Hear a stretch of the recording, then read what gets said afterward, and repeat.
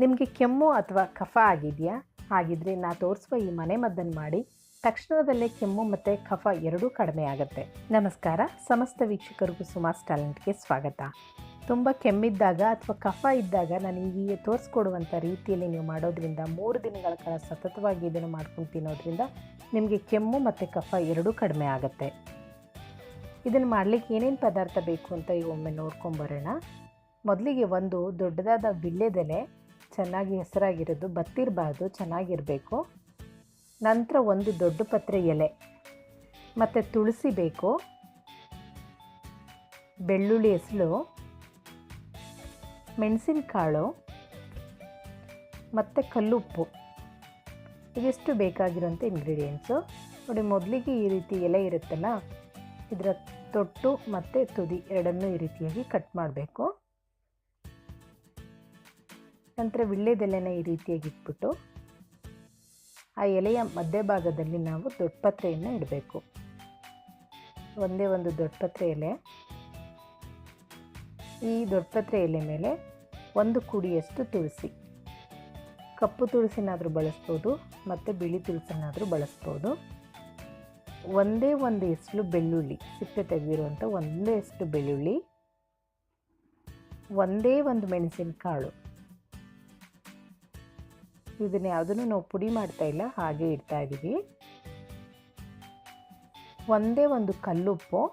ಕಲ್ಲುಪ್ಪಿಲ್ಲ ಅಂದರೆ ಸ್ವಲ್ಪ ಸಣ್ಣ ಉಪ್ಪನ್ನಾದರೂ ಹಾಕ್ಬೋದು. ಅದು ಕಲ್ಲುಪ್ಪು ಆದರೆ ನಿಮಗೆ ಒಂದು ಪ್ರಮಾಣ ಗೊತ್ತಾಗುತ್ತೆ. ಒಂದೇ ಒಂದು ಕಲ್ಲುಪ್ಪನ್ನು ಇಟ್ಬಿಟ್ಟು ನಂತರ ಇದನ್ನು ಫೋಲ್ಡ್ ಮಾಡಬೇಕು. ವಿಳ್ಯದೆಲೆಯನ್ನು ನಿಮಗೆ ಯಾವ ರೀತಿ ಆಗುತ್ತೋ ಆ ರೀತಿಯಾಗಿ ಈ ರೀತಿಯಾಗಿ ಪೂರ್ತಿಯಾಗಿ ಎಲ್ಲ ಕವರ್ ಆಗೋ ಥರ, ಯಾವುದೂ ಆಚೆಗೆ ಬರದೇ ಇರೋ ಥರ ಪೂರ್ತಿ ಕಂಪ್ಲೀಟಾಗಿ ಈ ರೀತಿಯಾಗಿ ಕವರ್ ಮಾಡಬೇಕು. ಈ ರೀತಿ ಫೋಲ್ಡ್ ಮಾಡಿದ ನಂತರ ಫೋರ್ಕ್ ಇರುತ್ತಲ್ಲ, ಈ ರೀತಿ ಚುಚ್ಕೊಂಡು, ಇಲ್ಲಾಂದರೆ ಕಡ್ಡಿ ಇಲ್ಲಾದರೂ ಒಂದು ಕಡ್ಡಿ ಇರುತ್ತೆ, ಕಡ್ಡಿ ಸಹಾಯದಲ್ಲೇ ಈ ರೀತಿ ಚುಚ್ಚಬೇಕು.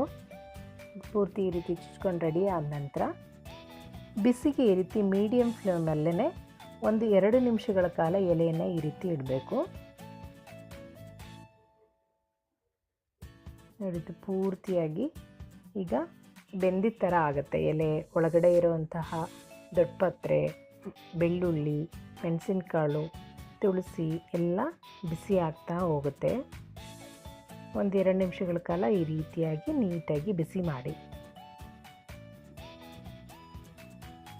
ನಂತರ ಉರಿಯನ್ನು ಆಫ್ ಮಾಡಿ ಇದು ಕಂಪ್ಲೀಟಾಗಿ ತಣ್ಣಗಾಗಬೇಕು. ತಣ್ಣಗಾಗಲಿಕ್ಕೆ ಹಾಗೆ ಇಟ್ಬಿಡಿ. ಒಂದು 10-15 ನಿಮಿಷಗಳ ಕಾಲ ಹಾಗೆ ಇಟ್ಟರೆ ಪೂರ್ತಿಯಾಗಿ ಇದು ತಣ್ಣಗಾಗತ್ತೆ. ಇದು ಪೂರ್ತಿಯಾಗಿ ತಣ್ಣಗಾದ ನಂತರ ಯಾರಿಗೆ ಕೆಮ್ಮಿರುತ್ತೆ, ಕಫ ಇರುತ್ತೆ, ಈ ರೀತಿ 3 ದಿನಗಳ ಕಾಲ ಮಾಡ್ಕೊಂಡು ತಿನ್ನೋದ್ರಿಂದ ಕಂಪ್ಲೀಟಾಗಿ ಕೆಮ್ಮು ನಿಲ್ಲುತ್ತೆ ಮತ್ತು ಕಫ ಅಂತೂ ಕಂಪ್ಲೀಟಾಗಿ ಹೊರಟೋಗುತ್ತೆ.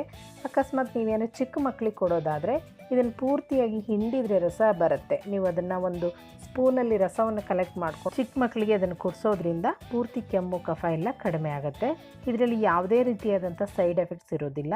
ಮಾಮೂಲಿ ಆಗೋಕ್ಕಿಂತ ನಾವು ತಿಂದರೂ ಏನು ಸೈಡ್ ಎಫೆಕ್ಟ್ಸ್ ಆಗೋದಿಲ್ಲ. ವೀಕ್ಷಕರೇ, ನಿಮಗೆ ಈ ವಿಡಿಯೋ ಇಷ್ಟವಾದರೆ ದಯವಿಟ್ಟು ಲೈಕ್ ಮಾಡಿ, ಬೇರೆಯವ್ರಿಗೂ ಇದನ್ನು ಶೇರ್ ಮಾಡಿ, ನಮ್ಮ ಚಾನಲನ್ನು ಸಬ್ಸ್ಕ್ರೈಬ್ ಮಾಡ್ಕೊಳ್ಳಿ. ಪಕ್ಕದಲ್ಲಿರೋ ಬೆಲ್ ಬಟನ್ ಒತ್ತೋದ್ರಿಂದ ಯಾವುದೇ ಹೊಸ ವೀಡಿಯೋಗಳನ್ನು ನಾವು ಅಪ್ಲೋಡ್ ಮಾಡಿದಾಗ ನಿಮಗೆ ನೋಟಿಫಿಕೇಷನ್ ಬರುತ್ತೆ. Thanks for watching.